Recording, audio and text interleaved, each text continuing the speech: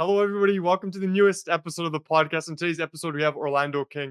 Orlando King, the first question I'd like to start out with is the story of Fubar. Do you mind going through what the story is and what core lessons you learned from observing said experience that you applied to your social media journey? I have an aunt with Down syndrome. I just visited her in Afghanistan. She has Down syndrome and autism. But yo, she's a bodman. This is a story that was told to me 20 years ago when she was during the initial reign of the Taliban in 2001. It was wartime. Bombs were flying everywhere. They were running around the streets with like tanks and stuff. Everyone was scared for their lives. This one aunt, Down syndrome, would run out the house half naked, cursing the freedom fighters, bro. The soldiers just cursing at them. This, you, that, just swearing at them to their face. And they just ignored her. They did nothing to her. And I think that's kind of where the story of like my experience with Down syndrome people start. They have some guts and some balls, bro. So when I was growing up, I grew up with a guy. I started calling him Fubar. He had Down syndrome, and we grew up in the projects. Everyone was doing some madness, selling some drugs or doing something. And of course, Fubar was there as well, and he was like a little mule. They used him because no one's gonna suspect a guy with Down syndrome. He's part of the ESL community in the school. They give him some like money and disability checks. And on the side, everyone, the janitors are coming to him for a baggie. And then slowly, slowly, slowly, he became a big time guy. And this is by the way, it's a common. I didn't know this was a story until I said it on TikTok. To us, it was just a regular thing. We had another Don who was selling. He had an opium lab in his basement. He had children. He had a wife. He was involved in the community. At the same time, he had an opium lab in his basement. This shit was happening in our projects like every day. I just didn't know these things were stories. Do you feel that the fact that Fubar showed that you don't necessarily need to, it's more so the semblance of not caring or being fearless that attracts people to you? I think he was also retarded, so no one really bothered him. So you gotta be a little retarded. Courageous isn't just enough. I think you just gotta be retarded, and it shit'll work out for you. Look at it like this. Look at Albert Einstein, bro. Where the fuck that guy got, bro? That was not. He did not get no rich. He did not have no women chasing after him. He was not drip. He had nothing except he invented E equals MC squared, bro. Who cares? These smart dons, they never look at Nikolai Tesla. Poor guy, bastard. He died depressed, lonely. No one respected him. These smart dons, they think they're all that. They're not. It's usually the retard who's actually more successful and in fact smarter. You discussed on social media that social media, being an influencer, it attracts very narcissistic people. So do you believe that absolute power corrupts absolutely, or absolute power attracts the corruptible? Absolute power doesn't necessarily corrupt. Absolute power is only given to Allah subhanahu wa ta'ala. So I think we kind of need to reframe that quote. But yeah, power has the propensity to corrupt, obviously. 95% of these guys, they think they're all that. They're given a little money, a little fame, and a little power. They're going bad. I think power should not be given to the weak. I think it's the worst move you can do. Power given to the weak will turn a rabbit into like a lion, and then he'll just exercise his power because he never had any. Power should. It's a tricky thing. I've seen a lot of instances where a lot of these kids they get famous overnight, and all of a sudden they become dickheads. But you knew them your whole life, and they were good little kids. You get a few dollars, you get some clout, they turn bad. The power corrupts very easily. It brings out those demons that are lurking within your heart. So people need to be careful of like what they wish for. But would that really mean they were good people, though? Because I believe a man really shows who he is when he has power, you know? So Yeah, that brings the question is like, were they ever really good? Or were they just forced to because they had no other option? of course they're forced to. Most people think they're good. They're not good. When have you ever been tested on your goodness? Right? You had nothing. You had no capability to conduct violence. You never had the opportunity to do nothing. People talk about they're loyal to their woman. You never had no opportunity to cheat in your life, bro. What do you mean you're a loyal guy? I see ugly people, ugly, broke, regular dudes talking about I'm loyal. You're not loyal, bro. In fact, that guy, I could bet the house on it. More disloyal than someone like Leonardo DiCaprio or Andrew Tate. They're more disloyal.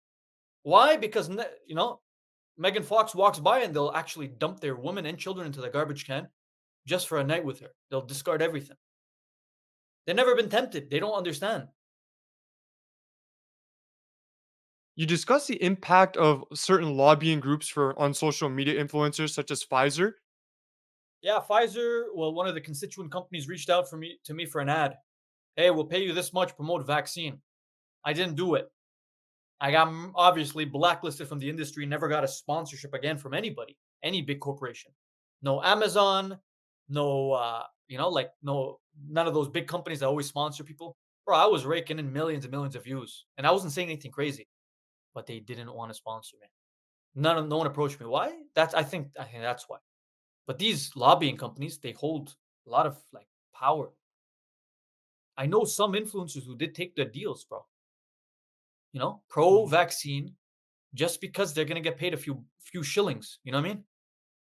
A few shekels, and they bend to the master. Am I allowed to be What you can say, do whatever you want. I genuinely don't care. okay? Yeah, they throw a few shekels, and then they bend the knee. So that's why I don't rate any of these morons.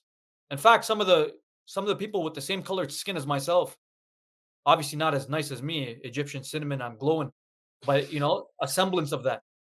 These bastards, they all sold out. Now they have a few extra dollars, but I look in their eyes and I could tell you're half the man you used to be.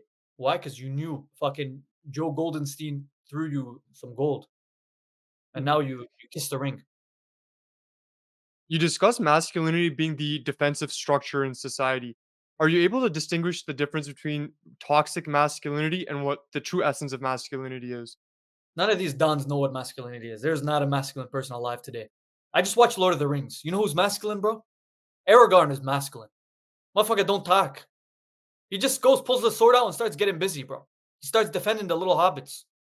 Now you got 6'5" guys on the internet, supercars talking about, making fun of people. Come on. Aragorn's a masculine guy. We don't know what masculinity is. Masculinity is not, having material wealth. It's not chasing capitalistic goals, right? Falling into the matrix. Matrix is capitalism. It's consumer capitalism. These guys do not, they think masculinity is having a trail of women following behind you, bro. You know, piping girls left and right. That's not what masculinity is. So yeah, toxic masculinity, no one knows what it is, let alone women. Don't get me started on the feminists talking about toxic masculinity. They're more masculine than some of these alpha male podcast dons. Bro, it's all a Mhm. shit test, bro. It's all a shit test. Of course, bro. Have you ever actually sat down and talked to one of these feminist girls talks about masculinity? If you hold frame right, they're the ones who actually fall for it first. Bro, they want to be put in their place, bro. That's literally the. I believe all these women in the 21st century now are just playing the biggest shit test ever, and are just pretending to be something they're not to see if you fall the garbage, you know. So My uncle says a very, amazing quote, and I still quote it today. My uncle says, "You have to women one time in the morning and one time at night to wake them up and put them back to sleep." I live by that, bro. Fam, let's be honest here. Yeah, sometimes I think that you do reach a point where you need to discipline women. And how do you think the impact of low testosterone is having on young men and their understanding of masculinity? Because you do talk Obviously, about the yeah, release of prolactin being very consistent and prolactin itself being an antagonist of testosterone. yeah, yeah, yeah. Yeah, prolactin's bad. Prolactin is secreted mainly when you masturbate, you ejaculate. Prolactin goes through the roof. Prolactin causes gynecomastia. It's an antagonist to testosterone. Prolactin is increased now, and things that suppress prolactin, like healthy greens, full diets, we don't eat those anymore either. Pornography increased, which means, choking the chicken is prevalent among the youth. Their prolactin levels are high. Their faces are puffy, testosterone's down low, motivation decreases, depression increases. You start to turn into a girl. People don't realize this. On top of the heavy, the look at the air, bro. The air is polluted. The soil is contaminated. All soil in North America, no one knows this, is contaminated. It's what you call compromised soil. It's done. So the water is compromised, the soil is compromised, and the very air that we breathe is compromised. All of these mess with your. They dysregulate the. Obviously, it suppresses testosterone. It also damages estrogen, and your whole hormone complex in the body is screwed up. And you see the coming out today. I swear it's because of that. That's why. When the You frogs just turn, when they fucking switch. No one's talking about, oh, we need to give frogs right and whatever they identify. You know, you got to use the proper gender terms for the frog. No, Alex Jones was right, bro. Them motherfuckers have. We're going through the same thing now. All the people, either they had like shitload of in the mother's stomach when she was, pregnant, dicks and all that, or he probably got by the uncle. Something happened wrong that turned him. Yeah, something is definitely off with the fitra.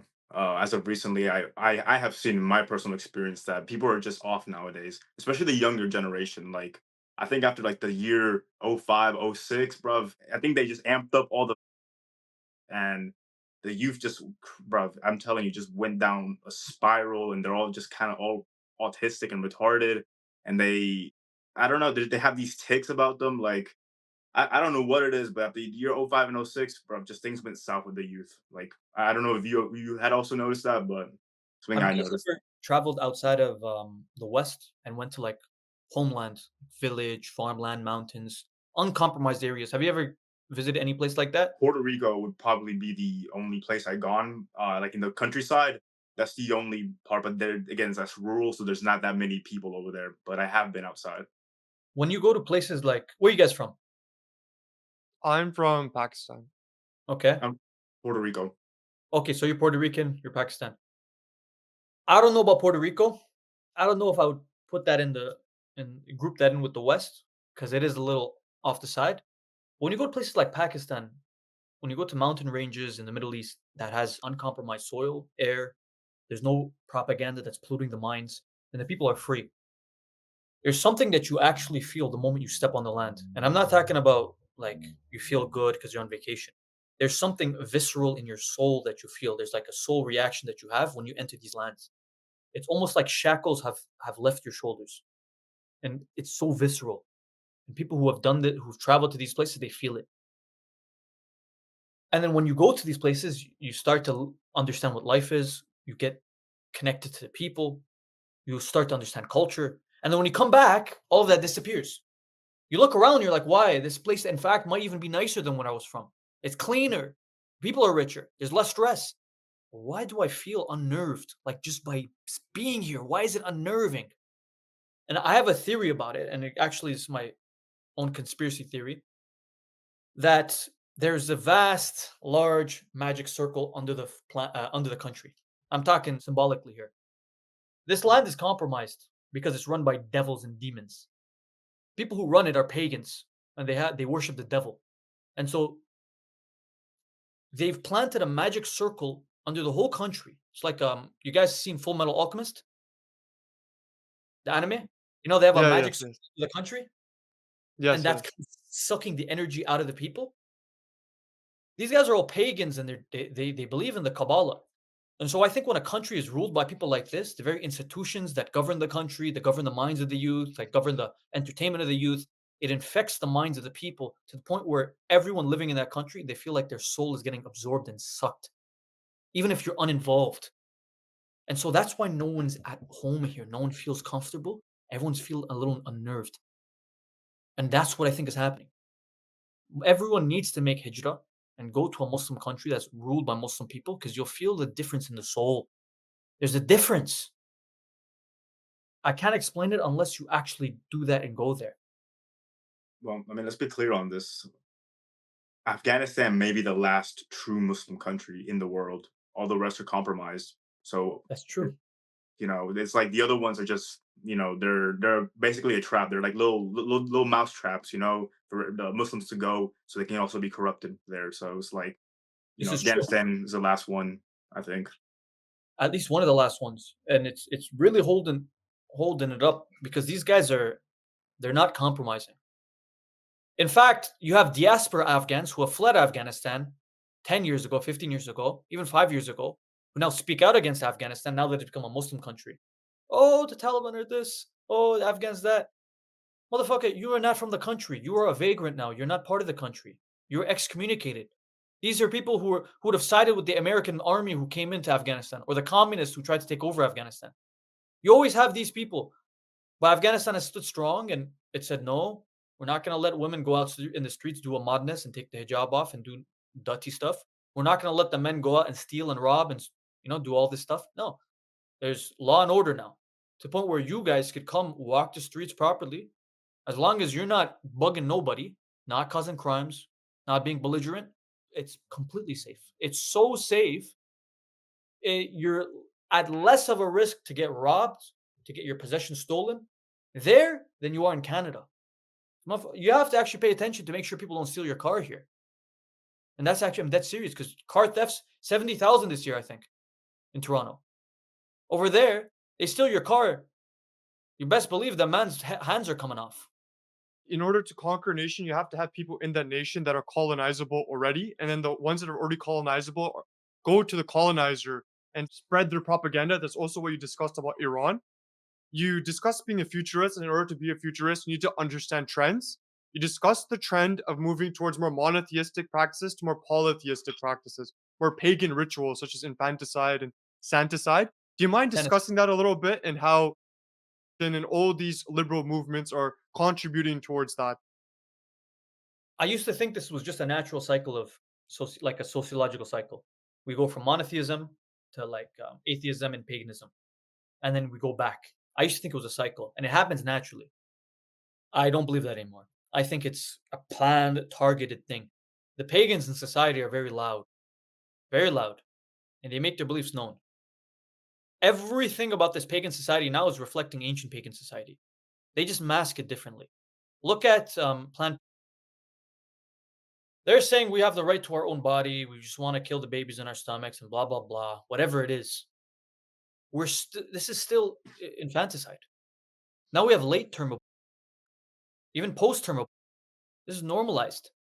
Why? Because they view the child in their belly as their property rather than an individual soul.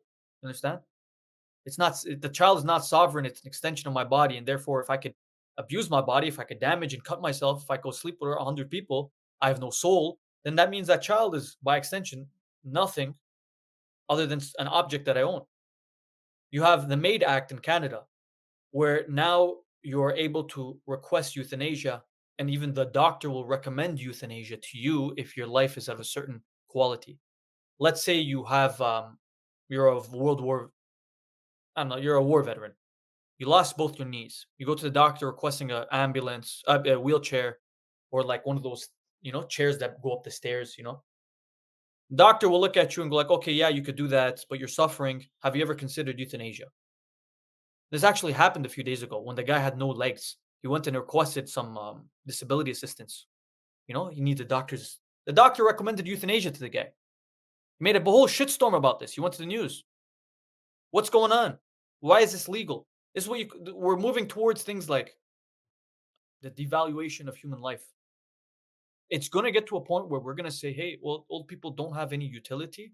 And in fact, they're so old, they can't make decisions for themselves. So let's just pull the plug on these guys. Let's kill them. We're starting to see it now. Look at the old guys; they can't run the country. Let's get the young people to rule the country. These guys old; they don't. Let's kill them. Let's throw them in jail. I'm telling you, seems so unbelievable. But the Planned Parenthood thing would have seemed unbelievable 30 years ago. The Maid Act would have seemed unbelievable 3 years ago. But look at this. I think it comes down to that. I believe that the people at the top have been able to convince a large number of the populace that this life is only physical rather than, us being spiritual beings and, there being a metaphysical side to this life. They've been able to convince so many people that, oh, yeah, we came from an explosion of quintillion billion years ago and we all came from monkeys. So, it's all kind of like just science and blah, blah, blah, blah, garbage, garbage, garbage. And people are like, oh, yes, oh, well, the authority said so. So now we can, now we listen or they listen to that garbage. And what they end up doing is they get convinced by this and they kill their offspring. So it comes down to the propaganda that we're just physical beings, which is the furthest thing from the truth. On top of that, since time immemorial, killing a child was akin to sacrificing to a higher power. Now that we live in, as I stated before, pagan society that's ruled by pagan demons, the country is essentially one large magic circle of sacrifice. That's why they infected the country with pornography. Why? Because they understood once we inject pornography into society, this is going to be a tremendous sacrifice because we're sacrificing the innocence of all the youth in the country. Great sacrifice to our demons and our overlords. You know, I don't know why we pretend like we don't do this stuff anymore. We're too intelligent. That's not true. We know that people who run the government are Jewish shills. And we know that all paganism stems from the Kabbalah. All secret societies stem from the Kabbalah. The Freemasons generally are Kabbalistics. Zionism is a Kabbalah practice. And the Kabbalah is basically the mystic tradition of Judaism. Astronomy comes from the Kabbalah. Numerology comes from the Kabbalah. It all comes from the Kabbalah. The one text. It all stems from literally that one text, the Kabbalah. That's Jewish mysticism. And so we pretend like the pagans, this is not a pagan society run by like that black magic and human sacrifice. It is. That's why the pornography companies are run by Jewish people. That's why Planned Parenthood and feminism was started by who? Jewish people. That's why revolutions and the revolutionary ideology was actually promulgated by who? The Jews. The Bolshevik Revolution, communism, Marxism, all revolutionary doctrine were actually inherently Jewish doctrines, anyways, the modern ones. So when we talk about genocide, infanticide, when we talk about human sacrifice, when we talk about what does this all stem back to? For those who don't know, do you mind defining what the Kabbalah is? And isn't it the magic that stemmed from Babylon, where the two angels Harut and Marut came down? Sort of. It wasn't necessarily coined the Kabbalah back then. In fact, they weren't really Jewish people back then. When Harut and Marut came to Babylonia, the ancient Babylonia, those were the two angels in the Quran, Harut and Marut. They came and, according to the story, they tempted the people with black magic. And they said, "We are sent by God with forbidden knowledge, but this is a test to see who amongst you will fall for the test. We are going to warn you that this will, you'll be forsaken by God and you'll enter into eternal hellfire if you practice this magic. This is a test." Of course, there's some constituents who believed in it, wanted to practice it, forsook God, and then the tradition went down and down until you reach the time of Prophet Solomon. I'm fascinated by the story of Solomon. Why? Because Prophet Suleiman alayhi salam, is mentioned in all major Abrahamic faiths, and also it's mentioned in the secret societies. Freemasonry holds Solomon in high regard. In fact, all Freemason temples are built in the image of the Temple of Solomon. You go to a Freemason temple near your house, you can Google it. Go inside, ask them why they built the architecture like that. And they say this is the image of the Temple of Solomon, where our secret societies were able to openly practice their beliefs. That's why the Freemasons are the ones who are supporting the Zionists right now to build the third temple. It all stems from that time. During the time of Prophet Solomon, black magic unfortunately became almost like the floodgates were opened. The jinns, according to Islam, the jinns that Solomon was controlling, secretly distributed this, unseen knowledge to the people. And so when Suleiman found out about this, he sealed up that information and punished the jinns. According to the Christian Gospels, in some of the Dead Sea Scrolls and other texts, what's the other text called? Not the Dead Sea Scrolls, the other one. The Gospel of Anyways, Thomas? no, The, there's the the Ap- Apocrypha. Apocrypha. I'm pretty sure it's Apocrypha. They have specific writings about Solomon and how he wasn't given command by God to control the jinns. Rather, he was contracting with the demons. He was making contracts with them, as in, "Hey, I'll give you this and you give me that." Explicitly, it said this. That, for example, Solomon contracted with the demon Asmodeus, the king of demons or the king of jinns, and that when Asmodeus came and served Solomon, he gave Solomon information about astrology. He said, "I attribute it to the sign of Aquarius, and I teach the people about this knowledge, but only to lead them astray." So obviously, you see that astrology stems from pagan belief. I'm an Aquarius, therefore, I inhibit the characteristic of the Aquarius demon, etc., etc. This was what it was back then. And so the Jewish people also believe this because Kabbalah stems from Jewish times. I mean, Solomon times. The Kabbalah was the black magic practice given to the people by the Jinns. What do they practice? That same thing, those same black magics. That's why they are trying to rebuild the third temple of Solomon. That's why they want to build the third temple. They want to sacrifice a red heifer because it's all Kabbalah prophecy. I see a lot of these Jews or celebrities wearing red bracelets that represent the seven archangels. Do you mind going through what that is? The red bracelet is a Kabbalah pendant. It's just to show your allegiance to the Kabbalah. It's literally from the Kabbalah. It's not from the Mm. Talmud. It's not from any pagan or Freemason. No, it's from the Kabbalah. You search up Kabbalah red bracelet, it'll come up. Very common, actually. I find a lot of Hindus do wear that too. So, is there any sort of relationship between that red bracelet in Kabbalism and Hinduism? And why are there so many or pagans being exported to the supposed first world? Do you think that has to do with the sacrifice of human life and the movement towards paganism? So, they're actually introducing more pagans into society?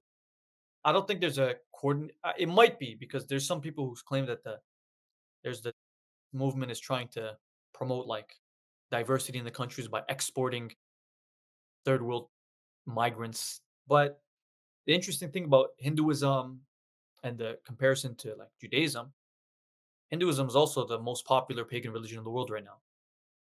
By all accounts, they still do pagan rituals. They still do human sacrifices. They do all these things. They worship multiple gods. And it's so tricky. I'm not sure what connection I can make specifically on why they're so similar. They just are.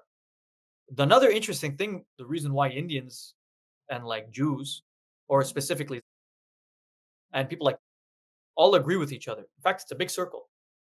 Then got the symbol from the Indians. That the Indians love Israel. The Nazis supported the state of Israel. It's all a big circle jerk. Why? Because they're all supremacists. They all believe in caste systems. They believe in supremacy. Believe in the Aryan race. Oh, the Aryans are superior. I agree. They're not Aryans. Afghanistan is Aryan, by the way. Cool little tidbit. No one knows this. Afghanistan actually, it used to be called Oriana, as in the Aryans. So we're actually the Aryans. Afghans are the superior race. I'm just kidding. Anyways, the Jewish people also believe in superiority. They believe we're destined to control the world. The Goyim are the ones to be enslaved. Indians, the same thing. The Brahmins. The Brahmins are the superior caste. Anything else, and you're shunned to the wayside. Majority of the Indians who are in international schools, the business schools and law schools and all that come here, they're the Brahmins. And they hate everybody else. In fact, in Canada, you talk about like employment. A lot of these Indians who came, they're now controlling the workflows. They're the managers, they're the hiring managers, the supervisors, all that. Every time they're hiring their own people, they ask their last name, figure out what their caste system is. And then they discriminate like that. In fact, you go on Reddit, Google this on Reddit. This is very common. People are complaining about this. They're like, why are they discriminating against their own people? They ask for my last name just because I'm not the same caste system as them. They've exported their caste system, Hindu, pagan religion to us. But don't they discuss the need for diversity, equity, inclusion, or as I more famously termed it, or my cousin did, as discrimination, exclusion, and incrimination? Where they say, "Oh, everybody's equal, everybody's this, everybody's that." Do you believe that that is a way for them to psy up the female populace in order for them to rely more on the state rather than on the family structure? Everyone's not equal. Of course, everybody's not equal. Let's be real here. Equality is based on your actions. Let's just look at how people are acting, bro. Look at what they believe in and what they're acting upon. Let's just objectively look at it.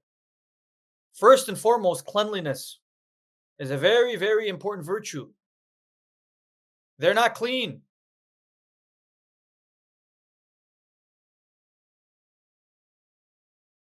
I'm working on filming a documentary right now, by the way. Okay, I'm gonna put this on some like banned video or Rumble or something like that because I know it's gonna get murked anywhere else. Just gonna go around and showing people what Toronto looks like, what Canada looks like right now.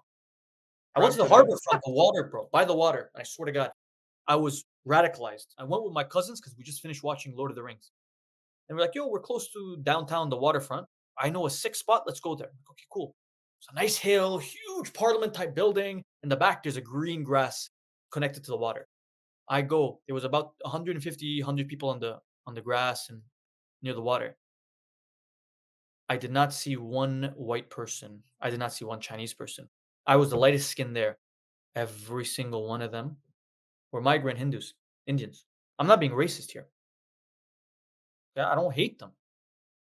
Why are they all everywhere? This is the richest neighborhood, and it's, by the way, migrants coming in their Saudis drinking, eating curry, bro.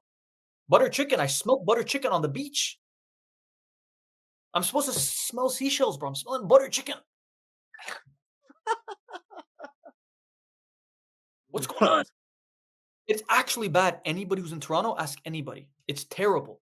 Me, I wasn't radicalized like this 3 months ago. I was actually very, I'm like, you know what? I don't really care. I'm equally racist to everybody. I like everyone. No, I'm radicalized now. That's so funny you say that because I wasn't radicalized until I went and flew out and saw this fool, bruv.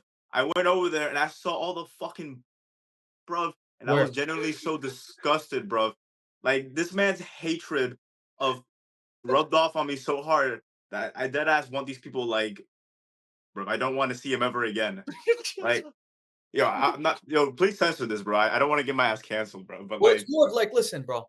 yeah, You're from a country. They have no desire to like stay here. They want to go back. They want to make their money, send their money back. Why are you just, they're farming our land. Is what it was. It's not even my land. I just live here. And I feel more like protection over this land than the white people here. They're coming to Canada, farming the land, and then they're sending the spoils of the land back home. This is not a mine. They're treating it like a gold mine, bro. It's not a gold mine. Get the fuck out of here. it's all part of. I feel like homogenization. They're just trying to make the world into like one just big pool of the same garbage, bruv. Yeah, but the Jewish people they'll still call themselves an ethno religion. I disagree with that. You guys are all what you are, but we're still ethnically Jewish. Whereas the whole rest of the world will just get mixed up. You guys will be nothing. We'll still be Jewish ethnically. Come on, bro. You ain't no Jewish, bro. There's no ethnicity called ethno Judaism. Bullshit. They're all mixed. If you're talking about the tribe of Israel, I have more tribe of Israel blood from back in the day than the average Israeli Don. Average Israeli Don is from Poland or Germany or Russia. They go Isn't there a skin cancer sorry, rates go in ahead. Israel is through the roof. Their skin's burning. Go ahead. Wasn't there a recent study done that relates most Ashkenazi Jews to 5 females or 5 female progenitors? Because isn't the religion Judaism or the ethnicity, I also agree with you, I disagree with the fact that Judaism itself is an ethnicity. It's matrimonial, no? So that they inherit it from the mother's side, correct? Mother. Yep. So why do they desire to create this ethno-Judaic movement? I never understood that. Do you think it's a way for them to go back to the caste system and separate them from the Goyim?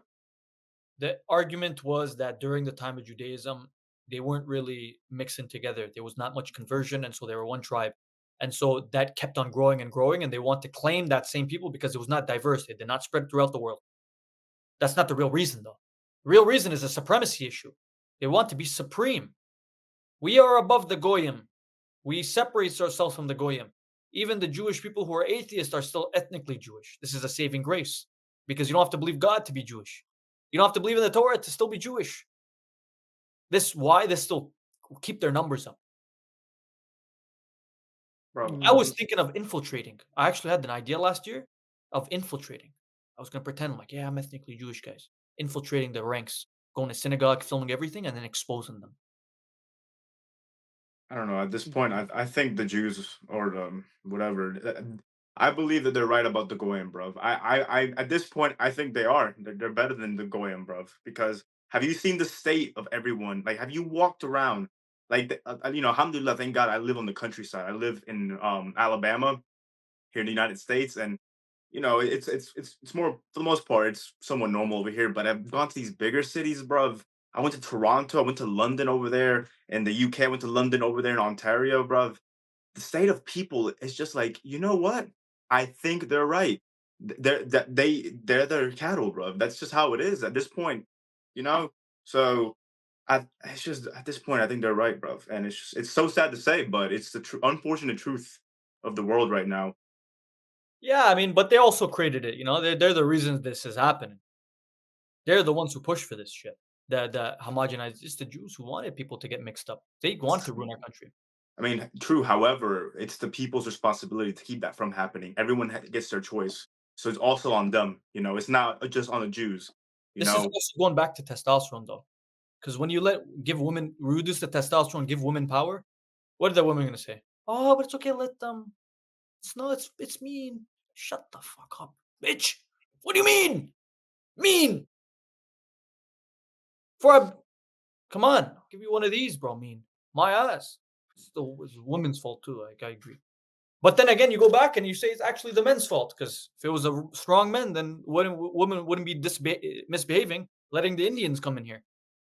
Next thing you know, if you're racist in your own house, the woman's calling you out. Were you married to me or are you married to the Guprit? You discussed that most men desire to have multiple women, but they're not prepared for that. Do you mind going into that a little bit? Listen, mans are horny. Let's be honest. Men them are horny. But I also said women tend to desire multiple men. But this is a product of debauchery. This has been injected into our society. It's not natural.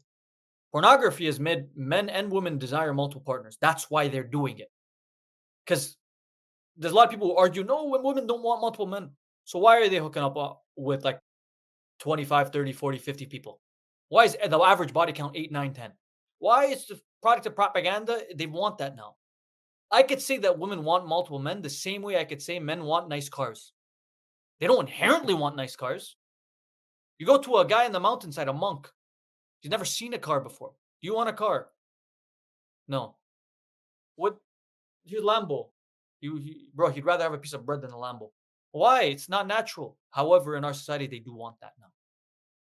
it stems from trauma, I would believe, because a lot of times what ends up this is usually how it goes for the most part that women they experience their first boyfriend or whatever, right? And what they do, and it's a constant cycle actually. What the boyfriend does is he just bangs her and then he leaves, right? And the pain caused from that whole experience for her is what causes her to be like a whore, like to say it bluntly, because she's up here now, right? She's up here after her boyfriend had, effed and dumped her. She doesn't want to fall down all the way back down. You know what I'm saying? So to keep her in that constant state of up here, it's kind of like a cold shower. You ever had a cold shower? At first you're like, oh, oh, it's cold, bro. Yeah. But then after you stay in it for a while, you're just like, okay, you get used to it. It doesn't bother you like it does. And it's the exact same thing. They want to stay up here, right? And they just kind of keep going with body after body after body. And it's just kind of it's kind of a way to numb it. That way they keep an equilibrium and they stay right there, you know? And they also want to trivialize it. When you face trauma, the one coping mechanism is to trivialize the experience. Okay, it's not that important, so it's not that traumatizing. This is what happens to a lot of rape victims. They become hypersexual after. Why? Once they were raped, their brain needs to comprehend what just happened, needs to come to terms with it. And in order to protect itself, in order to protect the psyche, they will rationalize the experience to say, well, sex is not that important anyway, so it's not a big deal. So they'll continue having copious amounts of sex as an almost like rationalization to say that I'm going to trivialize the experience because it means nothing anyways. What happened to me meant nothing. I need to gain the control back. Same thing happens with multiple partners. Let's be honest. Losing your virginity, especially for a woman, it's a very endearing experience if you're with someone you care about. It's a soul bonding experience. You're intertwining your very souls. And what happens when that man them just goes, I don't care about you, kick rocks, and then hooks up with her best friend? What does she think? I'm worthless. My soul is in pieces. And so they start just hooking up with everybody. The same way Voldemort, he made Horcruxes. He ripped his soul into pieces so he stays alive forever, 7 pieces. Whores are like Voldemort. They've created Horcrux because their soul is split between all the men that she's slept with. I would like to talk about your experiences in Afghanistan. How was Afghanistan? Amazing. I love it. Very peaceful. No one's the only problem is its economic state. They've been sanctioned through the roof.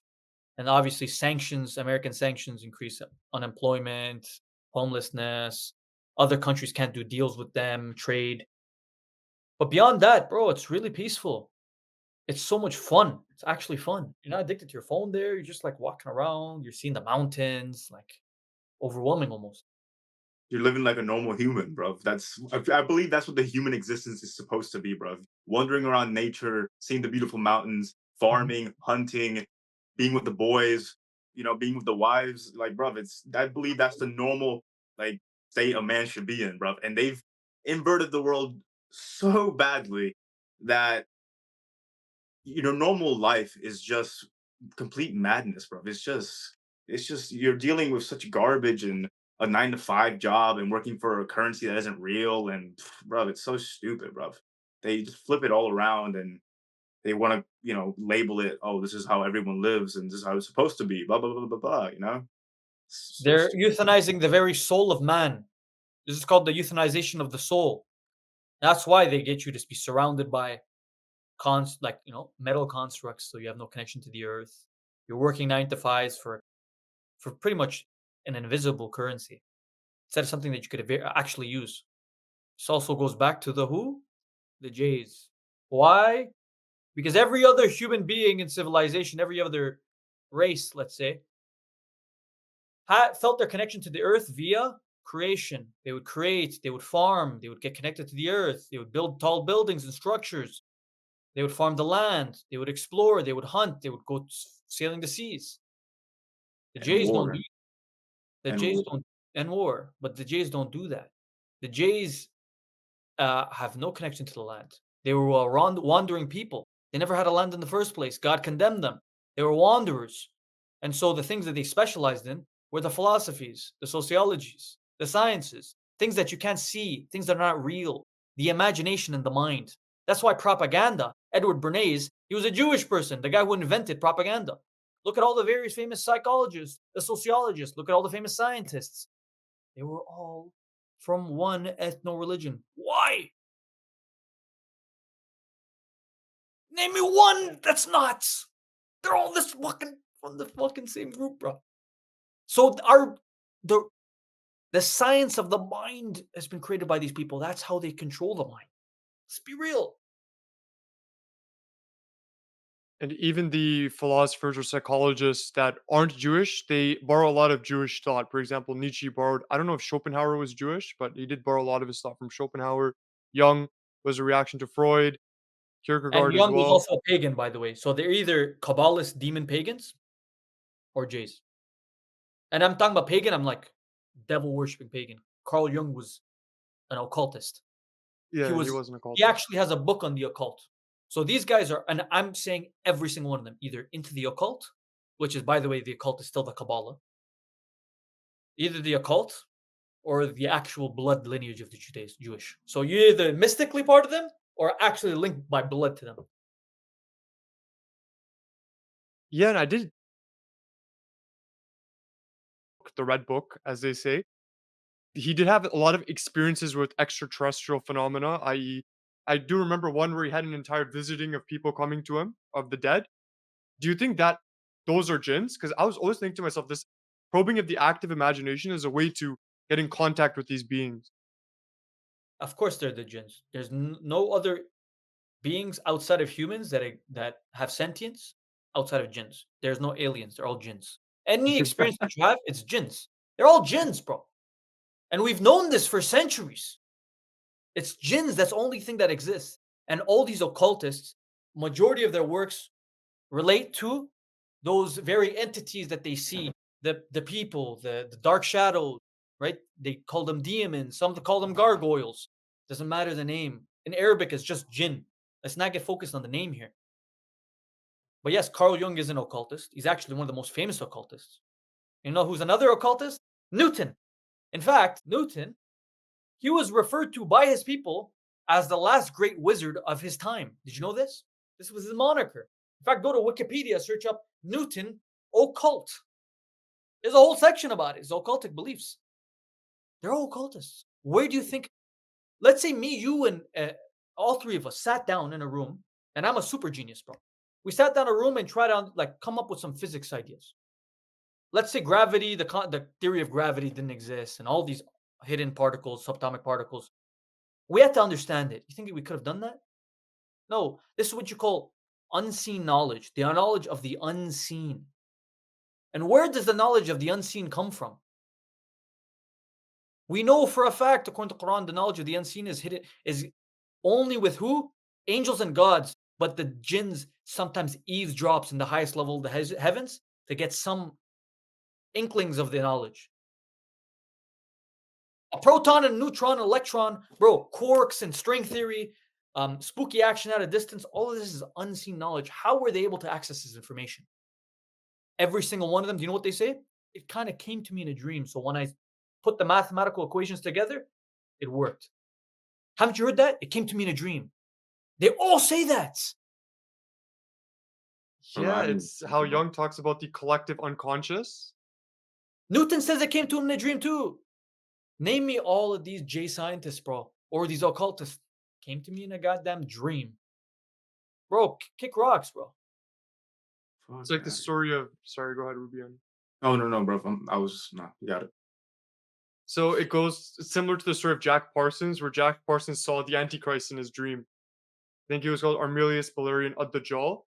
So it seems that dreams are a medium through which these entities speak to you. And then Jung sort of defined it as dream interpretation, or it's something that stems from the collective unconscious, or the collective unconscious being the psychic traits all humans share. All And this is the humans reason why share all these myths are very the similar. symbols that they share and all that stuff. Mind you, listen, I have all their books in my library right here, bro. Don't mind the anime back there, the manga, but this is all of their books, bro. So Jung, he's deep in it, bro. I do have a question. It's not related to what you had just said, but what is your opinion over the Muslim Ummah today? Like, especially when it comes to like victim mentality slash mindset. You know, I'm actually optimistic about them. I know there's a lot of like online pessimism. I'm optimistic. I think they're getting stronger. I think society is moving towards the east and moving away from the west. I think Saudi Arabia is going to become the capital of the world soon. Not America, it's going to become the superpower. I think a lot of the divide exists purely on social media, and it's by a few weird psychos. There are differences, I do agree, but the differences and the contention behind those differences aren't as extreme in real life as they are online. Victim mindset, that's reserved mainly for the people living in diaspora. Now, I feel bad for people living diaspora, but I also personally, on a personal level, don't like anybody who's diaspora. Afghan diaspora, Palestinian diaspora. I feel bad for them. They're kicked out of their country, their war. But second generation diaspora are very insufferable people. They are plagued by victim mindset. I think it's predominantly people in diasporas. Syrian diaspora, Yemeni diaspora. Go back to your country, bro. Actually go back. Don't be clinging to America, criticizing your own country. I see Syrians criticizing Syria. I see Yemenis criticizing Yemen. I see Afghans criticizing Afghanistan. Palestinians criticizing Palestine, some of them. Bro, you're in the land of the devil. You're sitting comfortably here. Your taxes or your medical bills are paid for. You don't have to work. You can be homeless and still taken care of. You're criticizing your own country for what, bro? They're the ones suffering. You abandoned them. Go back. If you're not going to go back, be grateful that you're here, at least safe, and don't criticize your own country. So victim mindset, yes. Diaspora, it's a diaspora problem.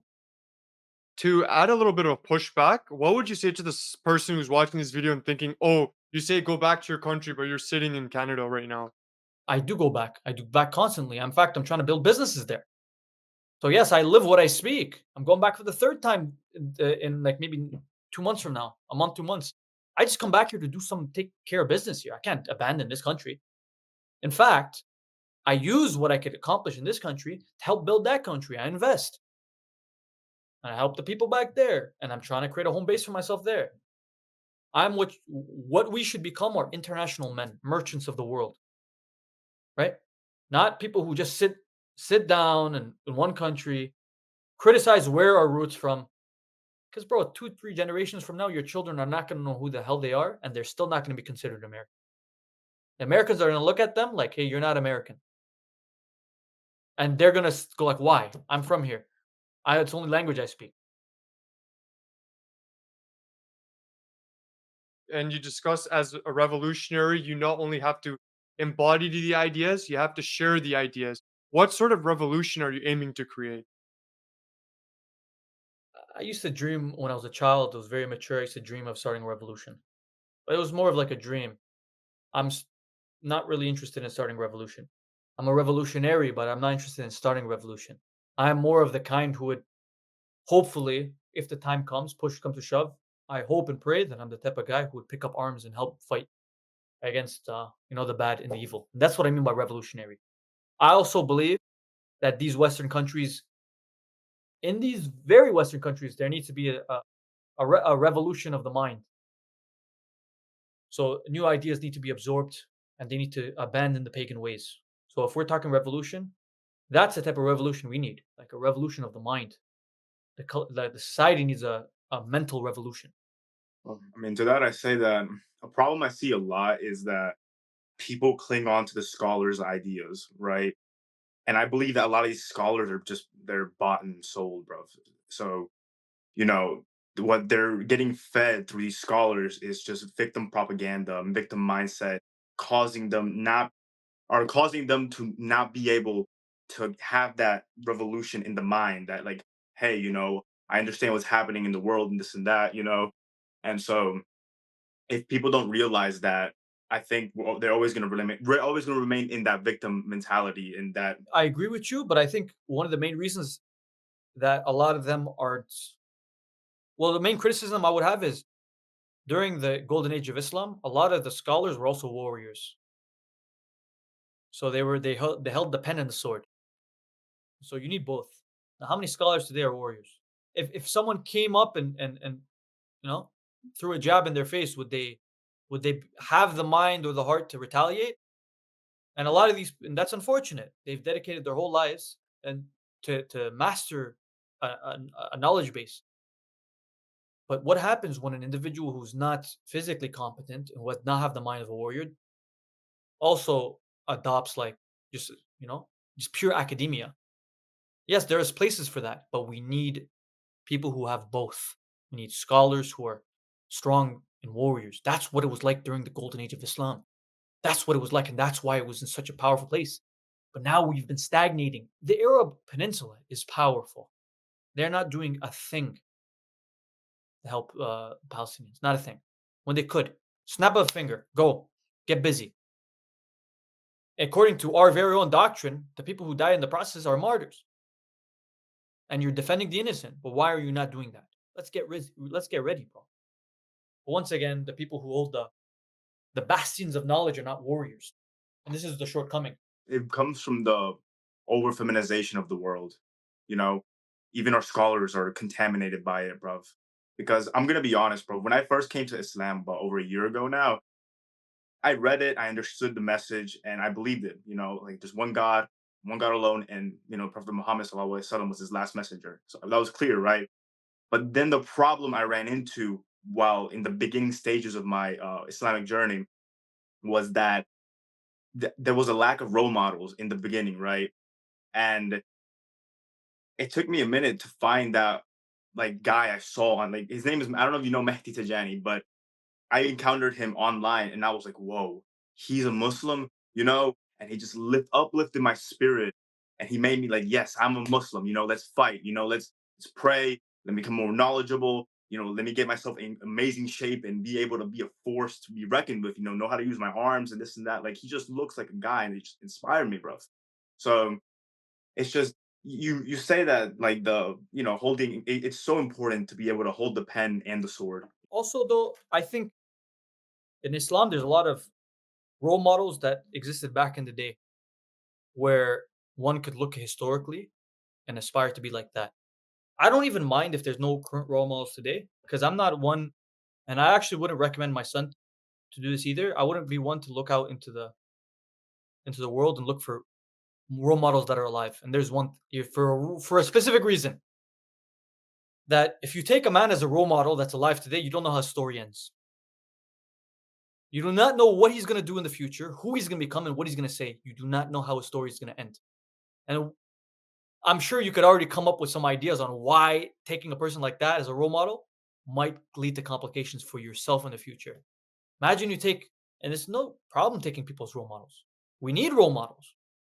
But this is why I would be so careful to take humans that are alive today as role models. Why? They could do something, some madness. And what did that do to your mind? What would that do to one psyche? And this is why, like, we have historical figures of antiquity that are the pinnacle of role models that we could look at and aspire to be like.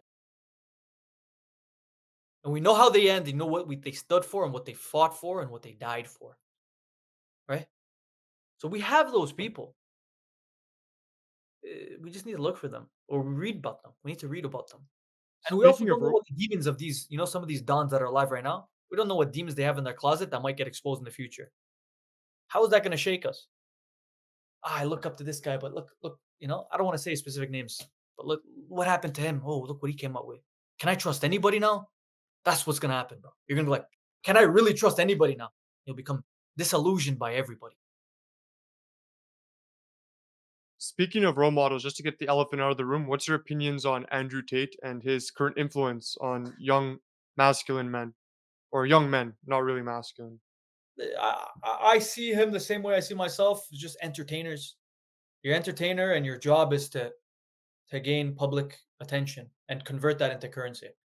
That's all it is. Obviously, in the process, you try to instill good morals into people rather than bad. It's obviously better to talk about, good positive qualities and make that part of your content rather than like getting ratchet hose twerking and music videos and all that stuff. So in that regard, yes, I could say he's better off than 90%, 95% of the influencers out there already. Look at everybody else. They're doing lean, they're doing drugs, they have hoes on the camera twerking. They're promoting like laziness. So at least he's not doing that stuff. I mean, that's true, but however, could you see him being like an Abu Ubaidah type, like a controlled opposition in your eyes? As far as I'm concerned, bro. So I treat everybody like the same. I don't really care. Like anybody on the internet, and if people think that of me, by all means, that's your prerogative. I say don't trust nobody on the internet. Nobody at all. But as far as as I'm concerned, I don't trust them. However, I do like them a little bit. I find them funny and entertaining. But that's far as it goes. Like I could find Dwayne the Rock Johnson's movies entertaining. Do I go then want to go and hang out with him, be his best friend, and like idolize him? No, of course not. He could fall off a bridge for all I care. As long as he does it in a funny way and it's recorded, I'll be applauding. Why do you think these Jewish record producers or these Jewish, yeah, I'll go with Jewish record producers are pushing such debauchery onto the black populace in particular? I think they have made a grave mistake. They have taken a race of people away from their land and country, and they've plunged them into a state of diaspora, and they've confused them. And they realize that these people are a ticking time bomb.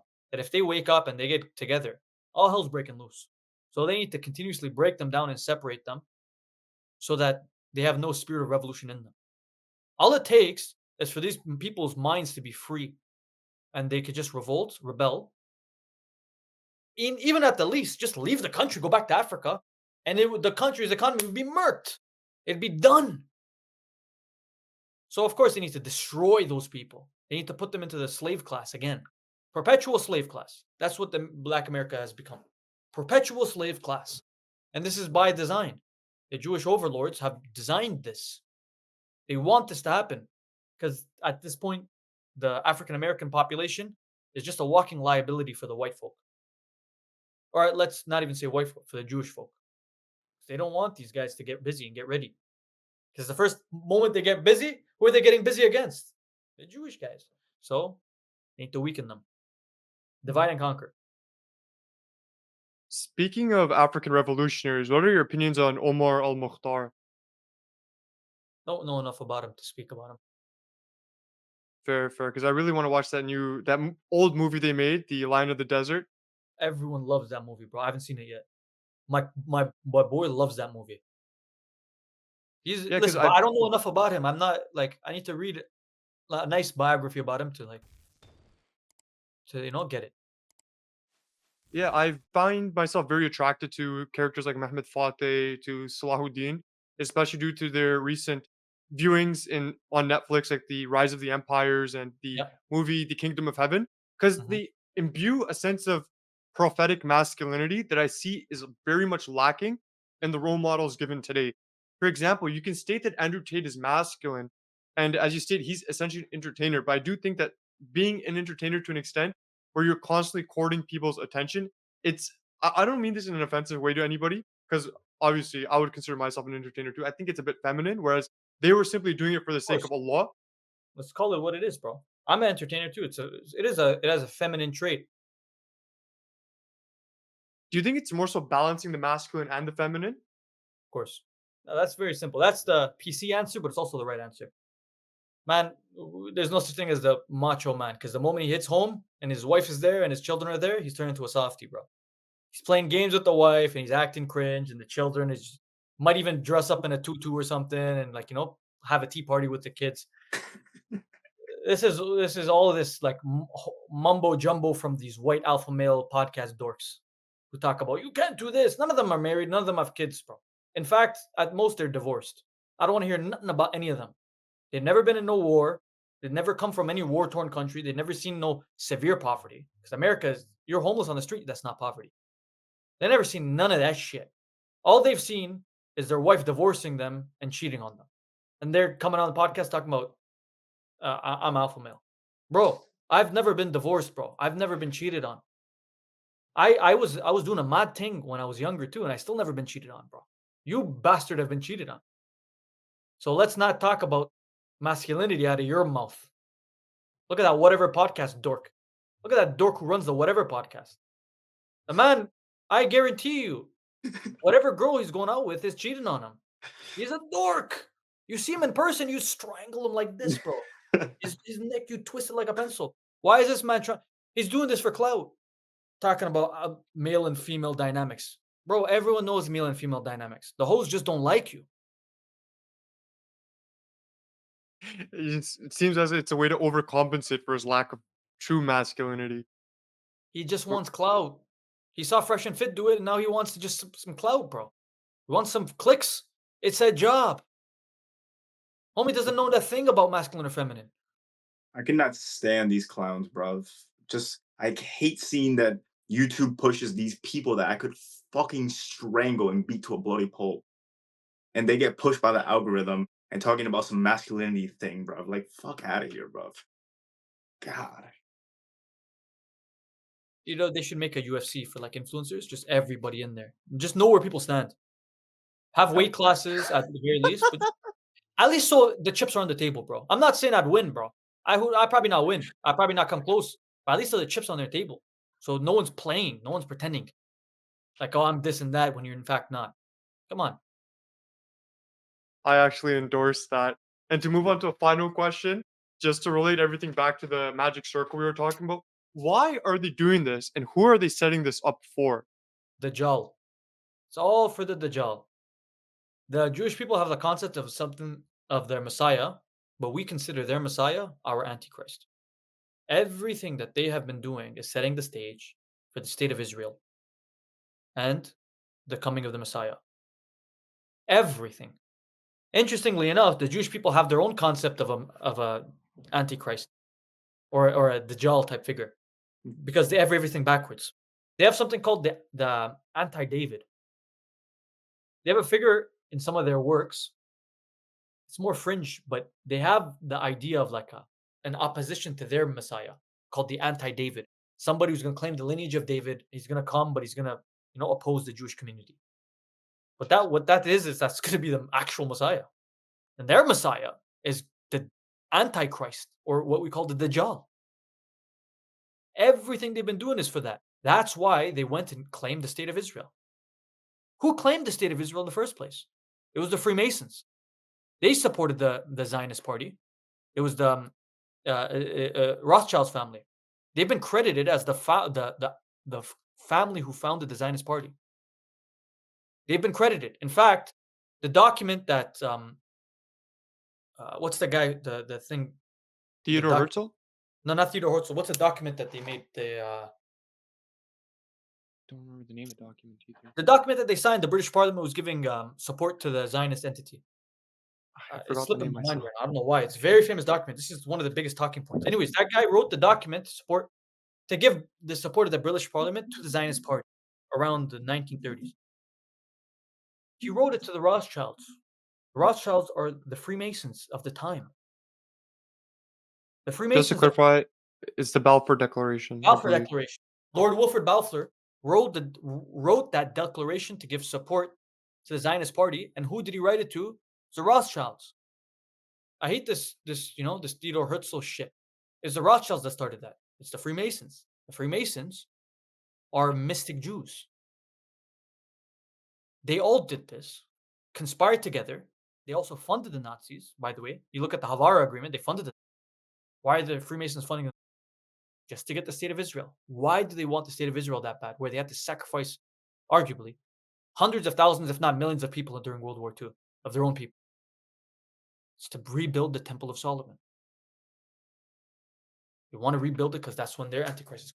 These people are villains, bro. Final question. What is some practical advice you can give to a young man who may be feeling a sense of despair in this moment in terms of the entire political climate? I think people are taking it too far, though. Despair. Put your trust in God, bro. It's not that serious, really. Like, it's very binary. If it's time for war, you know what the move is. Pick up a weapon and get busy. If it's not, don't worry, bro. Do what you got to do and take care of your family right now. Don't be too much into this shit. This is a hobby for me. I like history, so I read it and I know about it. But I'm not losing my mind in my home like, oh, the world is going to shit. I hate it. No. I'm living, to be honest, the same way I was living back in the day. Except there may be just me more butter chicken on the street and shit. That's my revolution. May the nuts of a never fucking reproduce, Rob. They never fucking reproduce, bruv. You say that, but they're the most populated country in the world, bro. Yo, no, fuck them niggas, bro. Bro. White people are gonna be extinct, bro. As long as my people don't get extinct, bro. Anyone else could go extinct. I don't really care. Oh, yeah, your people won't go extinct, but I'll make sure they go, inshallah. Anyways, thank you so much for your time, Orlando. We really appreciate it. And we usually end with the "Are you I not got you. entertained? Are you not entertained?" Are you not entertained?